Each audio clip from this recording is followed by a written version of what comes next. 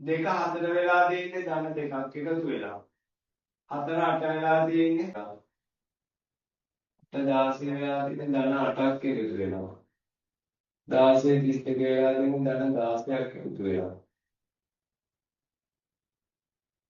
දිවාරයක් 2 4යි 4 වාරයක් 2 8යි 8 වාරයක් 2 16යි 16 වාරයක් 2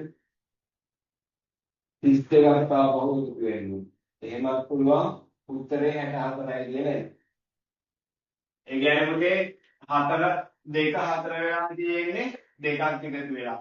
4 8 වෙලා තියෙන්නේ 4ක් එකතු වෙලා. 8 16 වෙලා තියෙන්නේ 8ක් එකතු වෙලා. 16 32 වෙලා තියෙන්නේ 16ක් එකතු වෙලා. එහෙනම් බලන්න හැමතිස්සෙම මේ එකතු වෙන සංඛ්‍යාව මොකක්ද වෙලා තියෙන්නේ පුතේ? දෙගුණයක් වෙලා තිනවා. 2 2කින් ගුණ වෙලා 4 වෙලා. 4 2කින් ගුණ වෙලා 8 වෙලා. 8 2කින් ගුණ වෙලා 16 වෙලා. එහෙනම් මෙතෙන්ට එන්න ඕනේ පුතේ. 16 2කින් ගුණ වෙලා 32ක් ඕන එකතු වෙන්නේ. 32යි 32යි 64 දැන් කියලා අපිට උත්තරේ නැත්තම්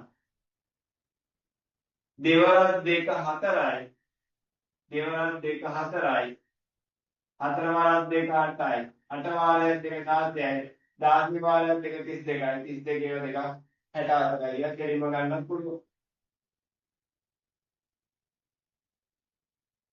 32 ඒවා දෙකක් 64යි කියලා කෙලින්ම ගන්නත් පුළුවන්.